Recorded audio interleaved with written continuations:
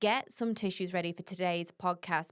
Today's story is about real love, the kind that lingers even after someone's gone, the kind of love that really breaks your heart and somehow helps to rebuild it too.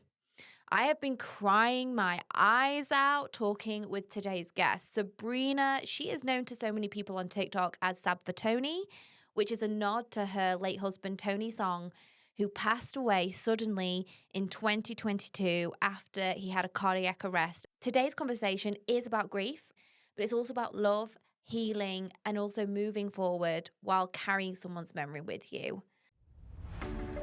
Welcome to Stefanie, where every week I'm going to introduce you to the people behind jaw-dropping, life-altering, true stories from all over the world. I'm Stefanie Jones, TV host, storyteller, and your partner in crime for the wildest podcast ride you've ever been on. Each episode, you'll hear shocking stories that'll make you realize we humans are capable of anything. Now, let's spill the tea. I came across your story and wow, I just connected with it and my heart went out to you instantly. Distinctively one moment where you were eating curry, and we'll get on to that, but it touched my heart in ways that I was really taken aback by. It all begins and ends really with Tony.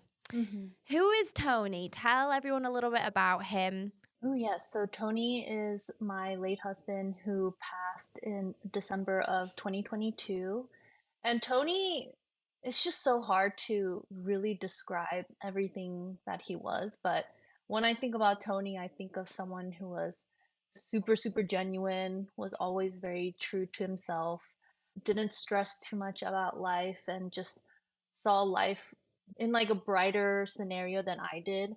He inspired me a lot to think more positively. Thing that I still remember about Tony and something that I'll never forget is his laugh. It's just something that I will always remember so fondly. We actually met in 2015 after he Mhm. moved to Atlanta, Georgia to be a little closer to family.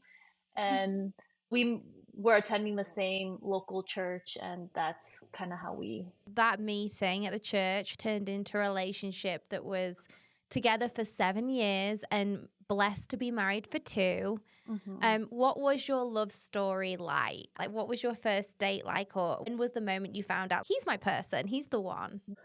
Ooh, so the first time we met was actually during Black Friday shopping. So I love Black Friday shopping. He was actually there with his brother-in-law and some mutual friends, and I had run into him. Our brother-in-law actually introduced us to one another, but it was just like a very momentary greeting. We didn't interact that much.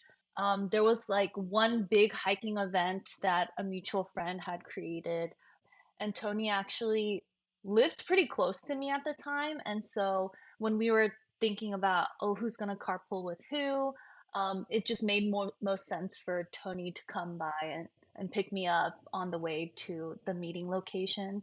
He picked me up, and I thought it was going to be like a very awkward 15-minute drive to the location. But I was very surprised as to how conversational and how comfortable us talking to one another was. Surprisingly, the conversation really did just flow so naturally. And then one day at church, he came up to me after service and asked me on a coffee date. And of course, I said yes. That coffee date ended up turning into a longer dinner and dessert, and our first date lasted about 6 hours, which sounds so crazy. We just had so much to talk about. And I remember he was dropping me off, and in the car, I was just joking, like, oh, we should take a first picture to capture this moment, which I feel like people wouldn't normally do on a first date. But for some reason, like, I felt like, oh, this could possibly turn into something a lot bigger than we even know, and it would be nice to even have that first date picture to look back on. So we did take that picture. And just when you talk about him, your face like lights up and it's so sweet. One thing you've shared online was Tony's love for cooking. And I think that was one way he really showed his love for you. What were his favorite dishes to make? Or what were you always eagerly like, oh, please make that? He actually was very creative in his cooking, so he cooked a bunch of different cuisines. But I personally loved whenever he made Korean food because a lot of his recipes and what he knows about cooking, he learned from his mom, who's also an amazing cook. And so those recipes just were very comforting and very homey. And so in Korean, there's a dish called galbichim, which is a braised short rib stew. The meat is always so tender. The stew itself is so flavorful, and that's one of my all-time favorite dishes. So he would always make that for me, and he actually really enjoyed making creme brulee. So I remember the first time he made that for me, he pulled out the torch and he was torching the top of the creme brulee, and I was like, "Oh, okay, this guy's very fancy, but I love that he just like whipped out a blowtorch and was like very casual. like how many times have you done this in your life?" Yeah, he's professional. I love it. It was very, very cute. Oh, your relationship progressed, you guys get married. And then in 2022, very suddenly, Tony passed away with a cardiac arrest. What exactly happened and what was the lead up to that? Did he have any symptoms, anything at all? This is my first time talking about it a bit more publicly because it's still a very traumatic experience or memory to look back on, but he didn't have prior symptoms, but he did have an underlying coronary artery disease. It was just something that we were never aware of. I think typically people with heart conditions usually start getting tested for those like when they hit the age of 40. We just had no idea that he had any sort of underlying disease. So the cardiac arrest was extremely sudden and unexpected. It's still really hard to make sense of everything that happened that day because it just doesn't really make sense for me in my head. Of course. Were you guys together or were you at work or what did your day look like? So that day was just any other Thursday. It was any other day. I went to a Pilates class, and then afterwards, I was telling Tony that I'm going shopping because it was my 30th birthday coming up the following week. So I was going to go and grab some decorations. And he loves golfing. So he went to the local driving range to just hit some balls. And we were just doing our separate errands. And then when he came home, that's when it happened. Completely unexpected, no signs, just going about your everyday life. And then all of a sudden, he goes into a cardiac arrest, which has got to be petrifying for you. Talk me through what happened. I think everyone that I came across was obviously trying to be super helpful, but also try to save Tony's life. That whole evening was and will probably forever be the worst experience of my life. Just being at a hospital and having them come in and let us know that Tony was pronounced dead was really such a dark moment in my life. To hear that and know that this is not a nightmare, but that this was actually reality took a while for me to accept that. It's weird because I remember that night so vividly, but I also don't remember a lot of it because I think just naturally your mind tries to forget traumatic experiences.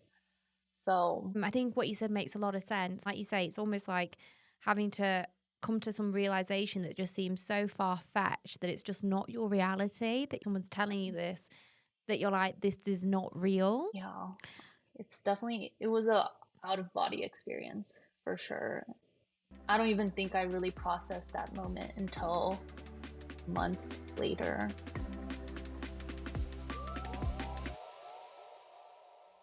In the days that led after Tony's passing, I'm sure everything was a complete and utter blur. How did you begin to process what had happened? Oh, the days after were of the darkest moments in my life.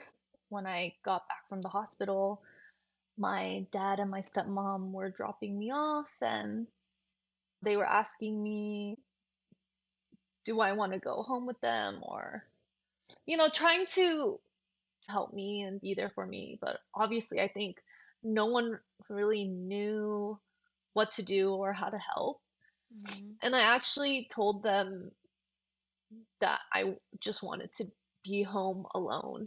And so that night when I got back from the hospital, I mean, it was already so late at that point, but I chose to stay home. I think I just really needed a moment to be alone and Yeah. to just kind of sit in my grief and sit in my pain. And that evening, honestly, I was just crying the whole night. And I don't think I really got any sleep. After something like this happens and you're sitting there by yourself, it really does feel like you're not fully present in your body.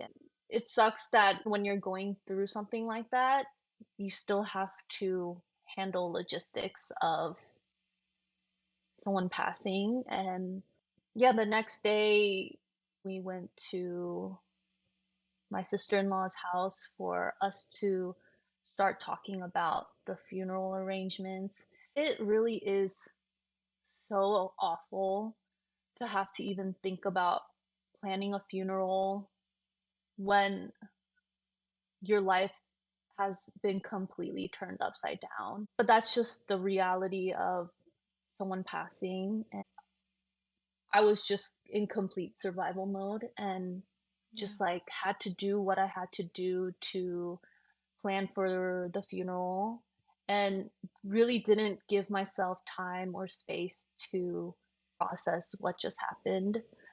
I do have this distinct memory of the day after Tony passed.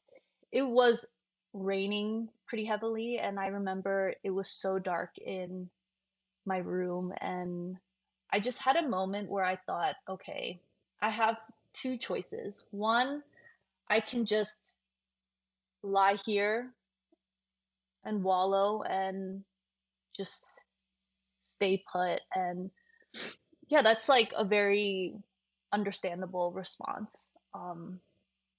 But for me, I had this sinking feeling that like if I were to do that, I don't know if I could ever get out of that. Mm. And so I actively made the decision that I have to get out of bed today and I have to keep going and do what I need to do, or else I may honestly just get stuck in this darkness forever. It did help being around my closest friends and my family. I definitely don't think I would have survived that time. And still to this day, I wouldn't be able to survive without them. When you lose somebody that you love, and especially when it's somebody that's so close to you that you are immediate family, his wife, and you lose the person that you care about so much, and then you're thrown into this.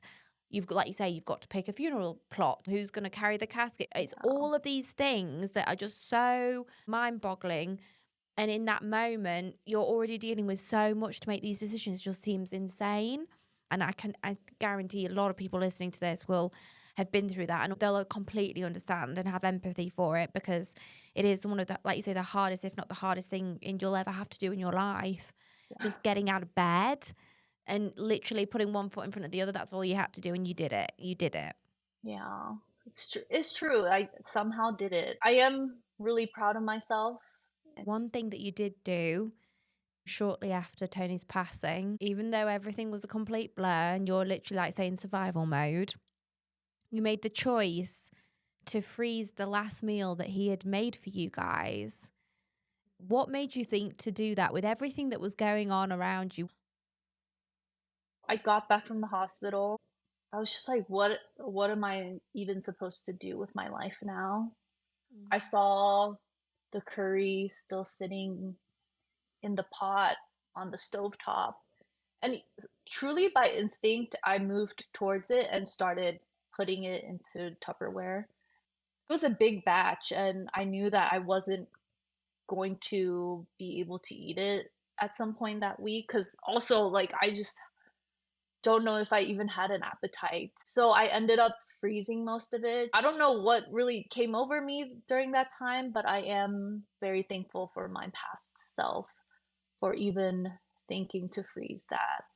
That then Mm. became almost like a time capsule of love without you even knowing it at that moment in time. And you kept that curry frozen for over 2 years. When things had settled and you'd had a bit of time to process, what was your feelings every time you saw it in the freezer? I think every time I opened the freezer, I honestly let out the biggest sigh. Seeing it in the freezer was a mix of a lot of feelings. Like, first off, Mm. comforting to know, like, wow, this is something that Tony made, and it's something that is somehow still sitting in my freezer. But it's also really heartbreaking to see because it's also like a physical reminder that, oh, Tony's not here. There was a day where I was missing Tony a lot and just wanted to feel connected to him. So I reheated a bowl of it back then and enjoyed it and just kind of left it there for like, oh, if there are really moments where I feel so sad in my grief, it's there for me to be able to enjoy it. But then I also wanted to savor every part of it. So like I was being Yeah. very, very careful with how much I ate of it when I was officially moving out of my house. I really did set that meal aside because I did want that to be kind of the last meal that I had in that home, almost like a goodbye meal with Tony and to really close that chapter off together. I'm glad that I was able to even record that moment because it's something that I look back on a lot. Sorry, forgive me. I'm sorry. It's just really moving. I'm sorry. Like you say, you saved the curry for very special moments or ones where you want to feel so close to Tony. Oh, that's how I came across your story. I Hmm. saw you sharing such an intimate and beautiful part of your life that touched my soul. It really did. Oh, And my heart just went out to you so much for what you were going through. And I thought it was so beautiful that you'd saved that last meal for the moment where you were leaving your home with Tony to start a new chapter of your life, a very exciting new chapter of your life. And I think it's such a good idea that you'd filmed that moment because in some ways it might have been too painful to do. But by doing that, you almost also time capsule it again to something you can watch back, you can relive. What was it like when you did have that last meal, when you knew you were going to leave your home that you'd shared with Tony, you were going to move on to this next chapter? What was going through your mind? ooh. I think honestly, I was so exhausted at that point because I had been packing all week and moving anywhere is really, really stressful. And I had a lot of moments where I was definitely frustrated and really sad that Tony was not there with me physically. Even the idea that I was packing our house and moving all by myself was a really tough pill to swallow. And I just hated that, when packing, I also didn't really have much time to eat or cook or really think about that. And so oh, like how convenient it is that I have this meal frozen for me to just enjoy whenever I really needed it. I had already packed all my utensils. I also had no rice, which feels like such a crime because Tony would definitely be very upset that there was no rice. Because he also loved rice so, so much, and so I was just eating the curry by itself, and even someone commented, "Wow, like, you didn't even have proper utensils to eat that with." And I was like, "Yeah, I didn't, because I had already packed all of my silverware, and they were somewhere in a box, so I just had to make do with what I had." It was funny because that's just, life is funny in that way, and yeah, it was heartbreaking for me to record it. But like you said, I really did want to just capture that moment forever Yeah. because that was going to be my last time eating that curry. Even if it's just for myself, I do want to Mm. capture that. And so that's what I did. Well, the video of you without rice, without the proper utensils, and just being in that moment and memorializing it forever reached so many people.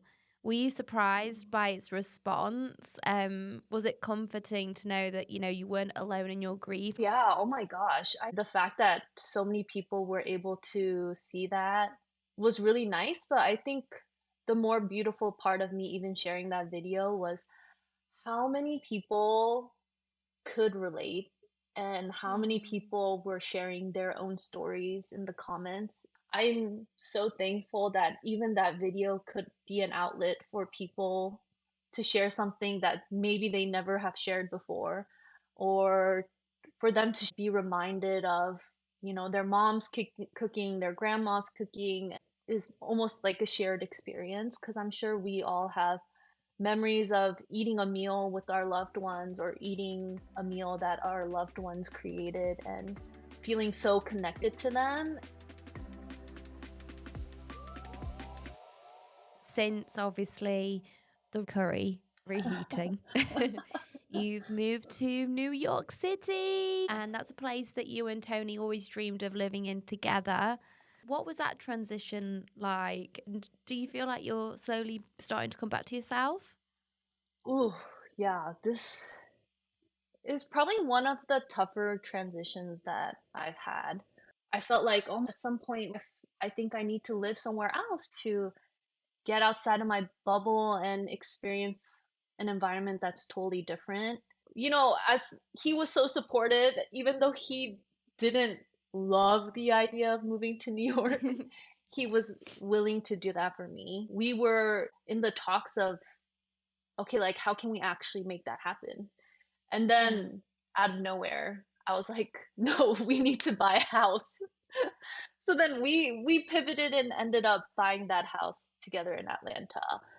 It was really important for me to stay put in that house after Tony passed because I didn't want to put myself through such a big change after already going Mm. through the biggest change in my life. And for those 2 years that I stayed put in that house, there were so many dark moments, but it was also like, this is the home that Tony and I had created. How could I possibly let that go? I tried my best to make new memories, with my friends and my family in the past 2 years in that home.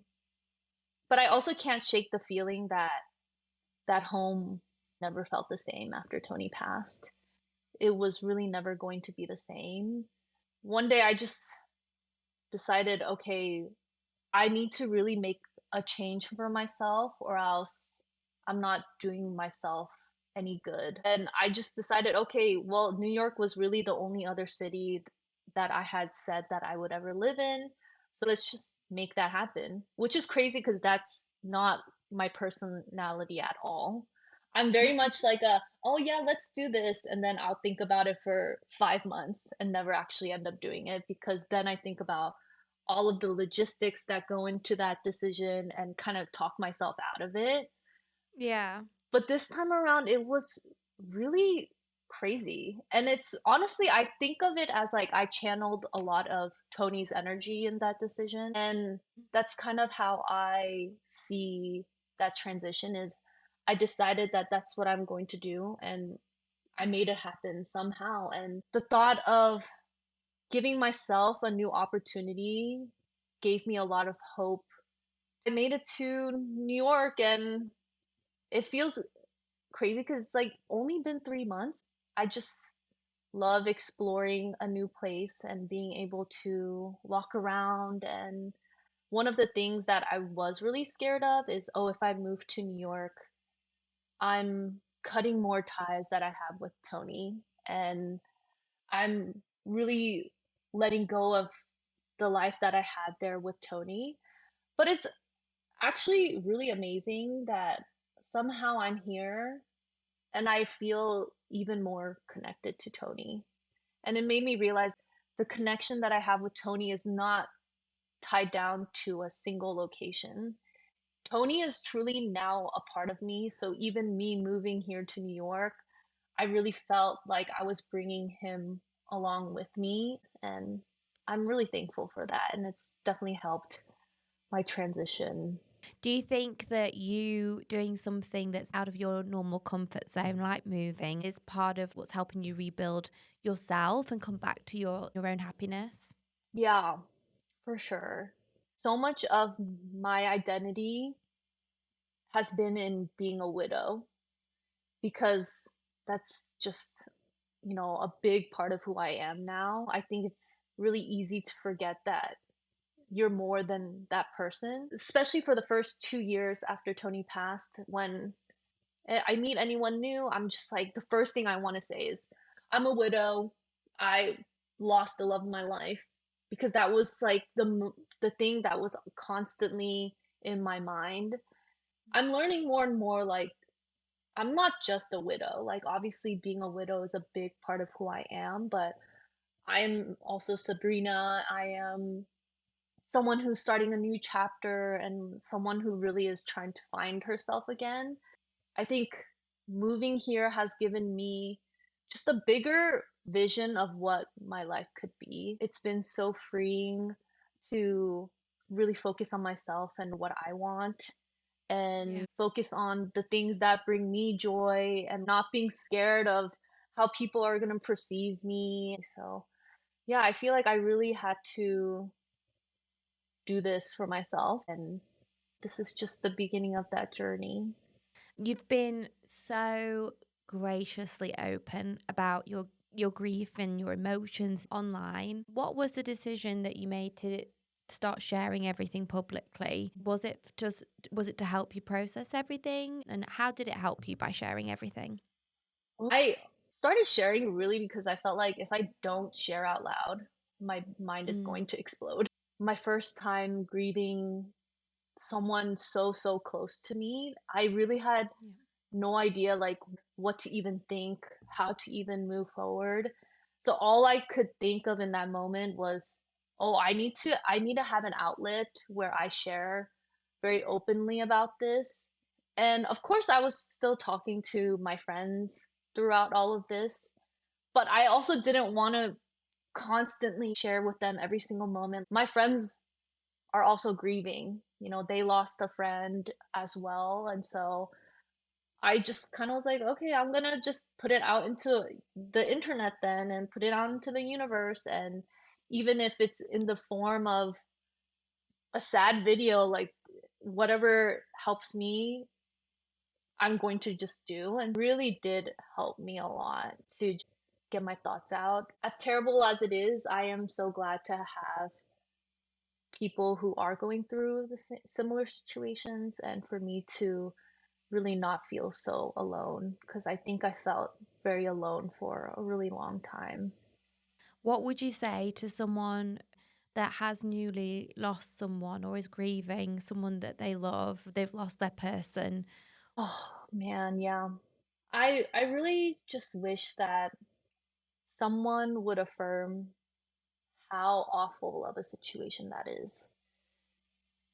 I would first and foremost say that I'm so sorry that life is life is really cruel in so many ways, and I'm sorry that life had to take away someone who was so special to you. And a lot of these things will never ever make sense to us, and Yeah. you really are not alone. And there really isn't anything that I can truly say to alleviate the weight of that grief and to make that pain any less. Grief is really lonely, but you don't have to go through it alone. And you do whatever works for you and do whatever feels right to you. No one can ever tell Hmm. you how to grieve. You have to do what you have to do to survive. And I do really believe that one day that grief will slowly evolve into deeper and deeper love. And it won't feel as painful. It's even Hmm. crazy to think that I'm at this point now because I didn't think that it was possible even 2 years ago. So Lastly, who is the Sabrina today? What are your dreams? What are you hoping for? What's next? I think I've come to realize so much of life is so out of your control. And I Hmm. used to have so many fears about the direction my life was going in, and so many fears as to what my future will hold. And it's like, wow, going through something that I never expected to go through has really put into this perspective that life really is so, so short.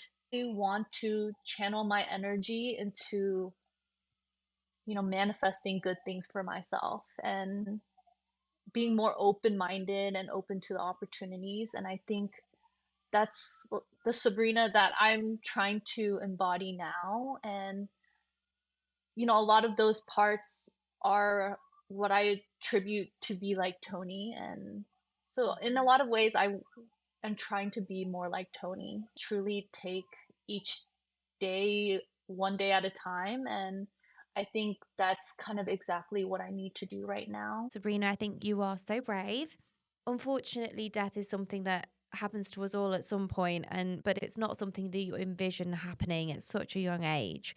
Also, the repercussions of that are the ones that obviously fall onto those that love the person the most, because they're the ones that are left behind to pick up the pieces. Yeah. I loved what you said when you said just be a bit more Tony. Like the fact that you've gone and chased your dream, you're now in New York. You're doing it for the both of you, and I think that's really beautiful, and kudos to you. And I think if the Sabrina that was saying to her dad and stepmom, obviously that first dreadful dark night when Tony had passed, if she could have a glimpse at you and what you've achieved and where this has taken you and the person that you've become through it, I think she'd be really proud. Yeah. I think so too. Oh, thank you so much. I think a lot of people feel as though there's like you're allowed a certain period of time to grieve that's deemed socially acceptable. Yeah. And it's not the reality because once you've loved someone so deeply or they're so part of your life, that's never goes away. It's like you learn to live with it and life changes and evolves. You grow with those feelings and it adapts into, as you say, whatever gets you through to the next day. It's something that we all go through at some point in life that's really hard and it's part of the human experience, but it doesn't make it any easier to accept. Yeah, I don't know what it is either, but I think the conversations around death just make people feel uncomfortable. And I Mm. too, before experiencing the loss of Tony, also probably felt that way and didn't even realize it. There's nothing shameful about grief. Why don't we talk about it more? At the end of the day, it's still something so beautiful because there was and is still so much love behind that grief. So it really is such an honor Absolutely. to be able to even talk about it. Grief is not a chapter you close. It's not something that you get to just move on from. It's something that you have to learn to move forward with. And today, Sabrina showed us just how powerful that journey can be. Her story reminds us all that love leaves traces in the meals that we share, in the homes that we build, and the people that we become after we've been broken. And to everyone listening, hold your people close tonight. Tell them what's on your mind. Cook them that special meal and go out and make that memory with them. Because in the end, It is the smallest things that last the longest. If you've enjoyed Sabrina's story today, please leave us a 5-star review, like, share this with your friends, and we'll be back next time for more Steph and Tea.